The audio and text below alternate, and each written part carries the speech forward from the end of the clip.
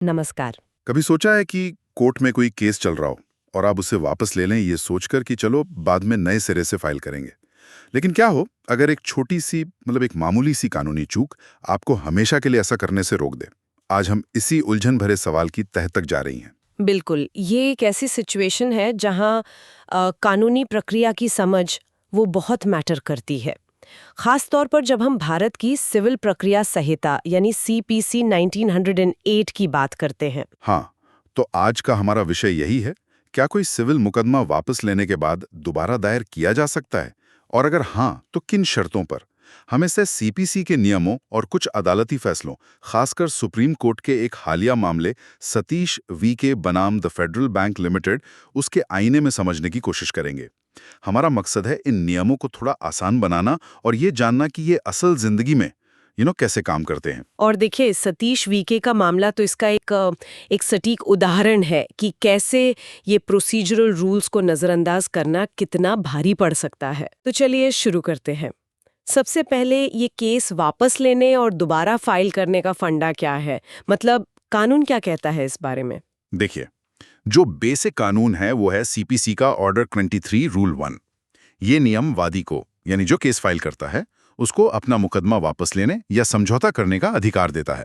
ये तो हुई एकदम सीधी बात। लेकिन इसमें कोई पेच तो होगा, क्योंकि आपने कहा कि दोबारा फाइल करना हमेशा मुमकिन नहीं होता। बिल्कुल पेच है। असली पेच है रूल 1 के सब रूल 3 और 4 में। रूल 1(3) ये कहता है कि कोर्ट आपको नया मुकदमा दायर करने की इजाजत दे सकता है। दे सकता है। हाँ, पर सिर्फ दो खास वजहों से। अच्छा, वो कौन सी वजह है? पहली वजह है अगर आपके ओरिजिनल केस में कोई फॉर्मल डिफेक्ट था। फॉर्मल डिफेक्ट मतलब कोई टेक्निकल कमी, जैसे मान लीजिए आपने किसी जरूरी दस्तावेज की कॉपी नहीं लगाई, या शायद केस गलत ज्यूरिसडिक्शन वाले कोर्ट में फाइल कर दिया। मतलब केस के मेरिट पर असर नहीं है, पर प्रक्रिया में कोई गड़बड़ी रह गई। ठीक है, ये समझ आया। और दूसरी वजह? दूसरी वजह है अदर सफिशिएंट ग्राउंड्स, यानी अन्य पर्याप्त आधार।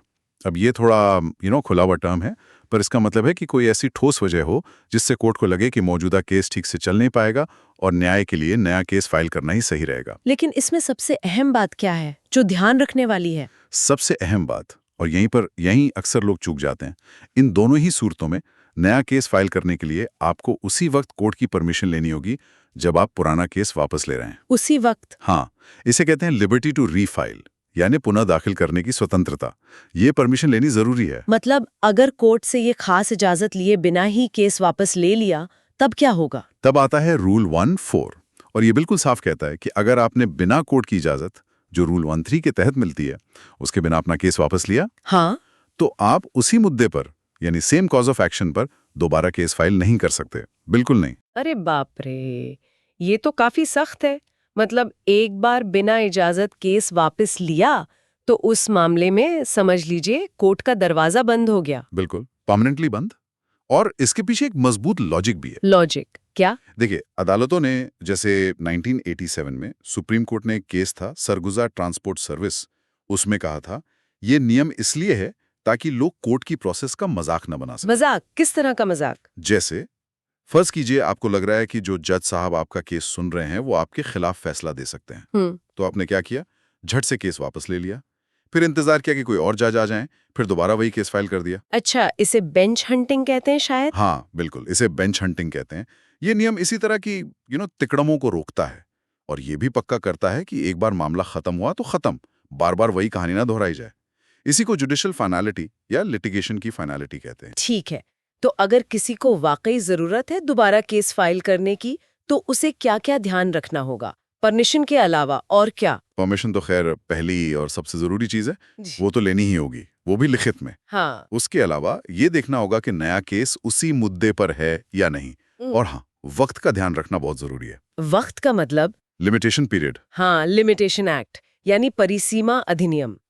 हर तरह के केस फाइल करने की एक टाइम लिमिट होती है ना? हाँ होती है। तो आपको नया केस उस टाइम लिमिट के अंदर ही फाइल करना होगा।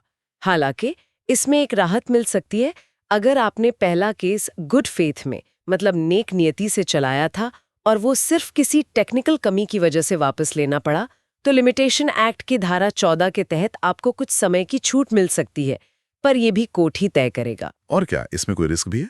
मतलब अगर किसी ने सावधानी नहीं बरती तो रिस्क तो कहीं है। पहला, जैसा हमने कहा, बिना इजाजत वापसी पर दोबारा केस फाइल करने पर पूरी तरह रोक, वो तो सबसे बड़ा रिस्क है।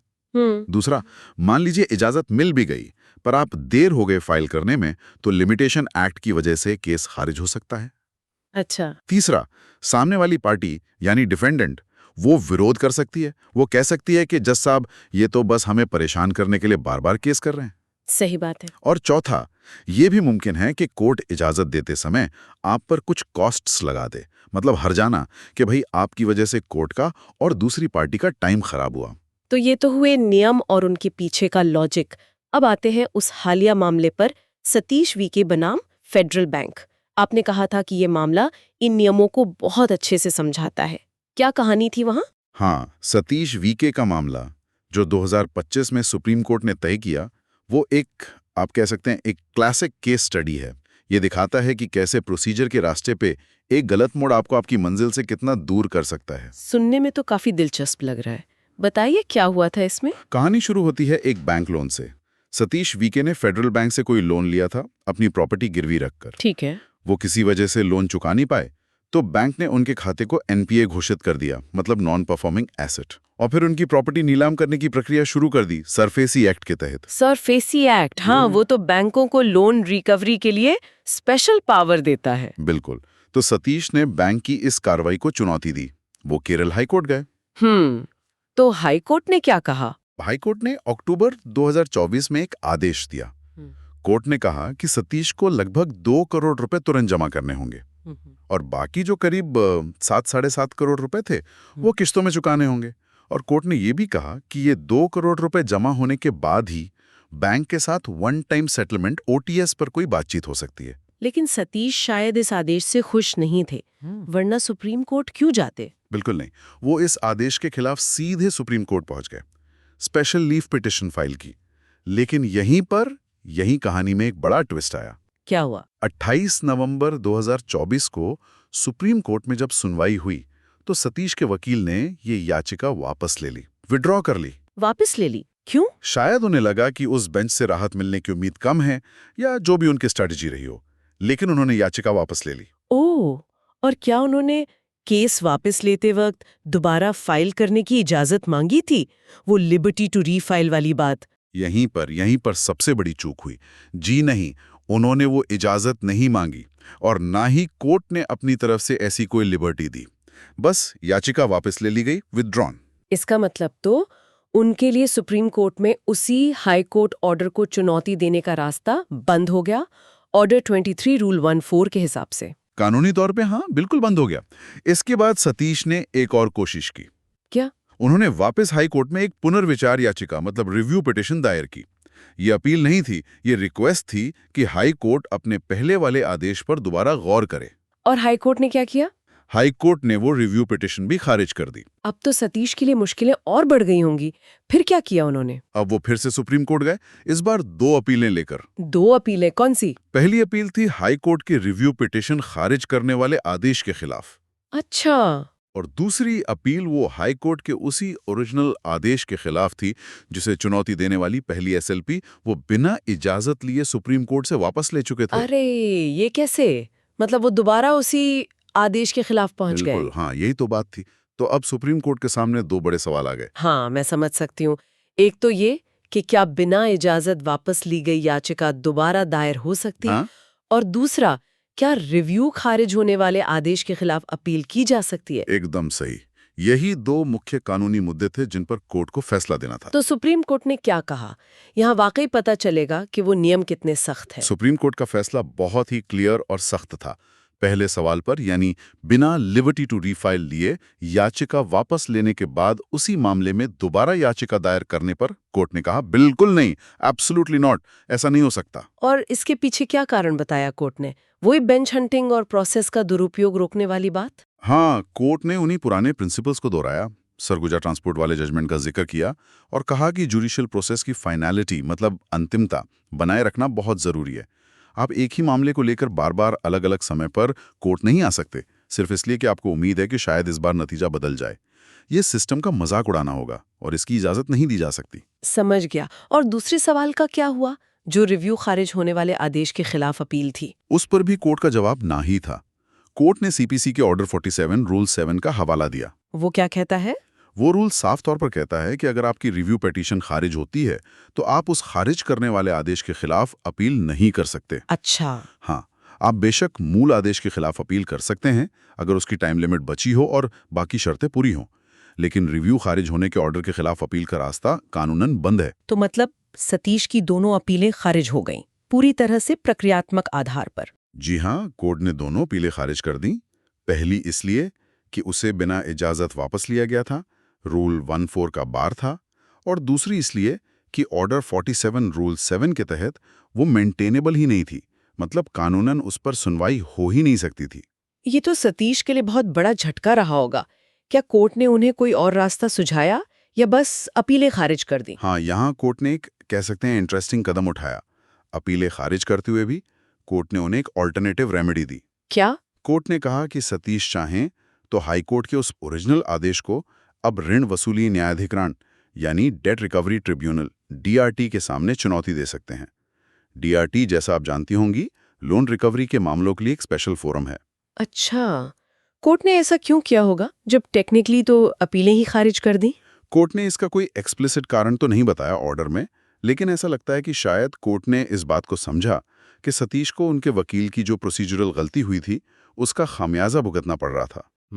तो शायद न्याय के हित में या इक्विटी के आधार पर उन्हें अपनी बात रखने का एक और मौका एक अलग फोरम पर देना कोर्ट ने शायद उचित समझा। ये दिखाता है कि कोर्ट प्रक्रिया को लेकर सख्त तो है, पर एकदम मैकेनिकल भी नहीं। जहां गुंजाइश दिखती है वहां शायद थोड़ी नरमी बरत सकता है। तो ये पूरा सतीश वी के मामला हमें क्या सिखाता है?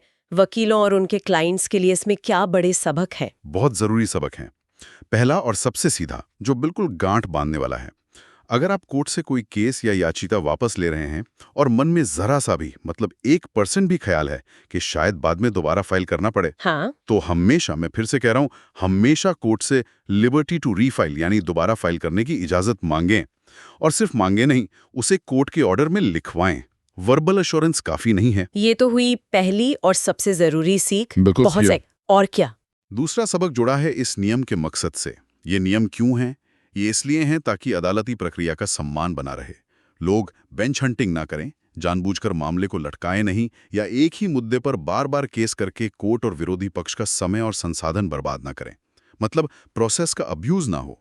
और रिव्यू बनाम अपील वाली बात भी साफ हुई इस केस से। हाँ, तीसरा सबक यही है, रिव्यू और अपील ये दो बिल्कुल अलग कानूनी रास्ते हैं। इनका मकसद अलग है, इनके नियम अलग हैं। रिव्यू का मकसद होता है कोर्ट से कहना कि आपने अपने ही फैसले में कोई साफ गलती कर दी है, कृपया उसे सुधार लीजिए। जबकि अपील का मतलब है कि आप निचली अदालत के फैसले से ही सहमत नहीं हैं और आप ऊपरी अदालत से उसे बदलने की गुजारिश कर रहे हैं। और जैसा इस केस ने दिखाया, अगर आपकी रिव्यू पिटीशन खारिज हो जाती है तो इसका मतलब ये नहीं कि आपको अपील करने का कोई नया अधिकार मिल गया। सीपीसी के नियम इस बारे में बिल्कुल क्लियर हैं। और सबसे फंडामेंटल, सबसे बुनियादी सबक क्या निकला इस सब से? चौथा और सबसे बुनियादी सबक, जो शायद हर वकील और लिटिगेंट को याद रखना चाहिए, प्रोसीजरल लॉ को हल्के में न लें। प्रक्रियात्मक कानून ये सिर्फ फॉर्मेलिटीज नहीं है।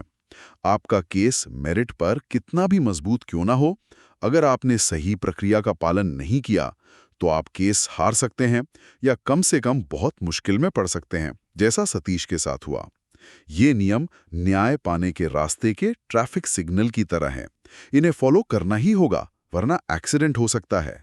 तो अगर हम इसे समेटें तो किसी व्यक्ति को जो अपना सिविल केस वापस लेने और फिर से दायर करने का सोच रहा है या रही है, उसे मुख्य रूप से क्या बातें दिमाग में रखनी चाहिए, एकदम पिन पॉइंटेड? संक्षेप में कहूं तो 4-5 बातें हैं। पहला, कोर्ट से वापसी के समय ही दोबारा केस फाइल करने की स्पष्ट लिखित इजाजत लें, लिबर्टी टू रीफाइल। दूसरा, लिमिटेशन एक्ट की समय सीमा जरूर चेक करें कि आपके पास नया केस फाइल करने का वक्त बचा है।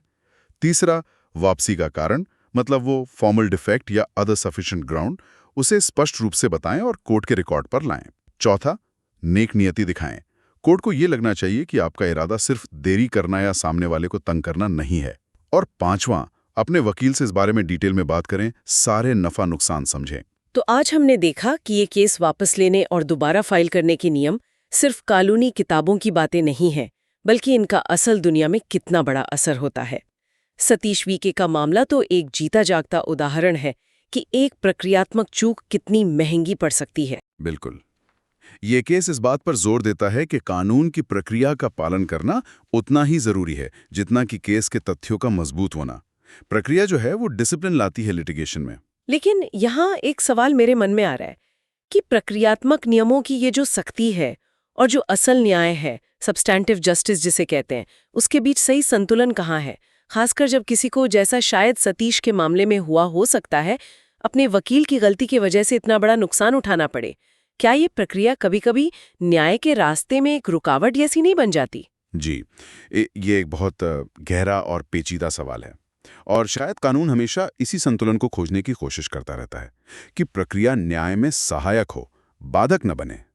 लेकिन लाइन कहाँ खींची जाए, ये हमेशा एक बहस का मुद्दा रहता है। इसी सवाल पर सोचते हुए आज के इस चर्चा को यहीं रोकते हैं। इस गहरी और महत्वपूर्ण जानकारी के लिए आपका बहुत-बहुत धन्यवाद। धन्यवाद।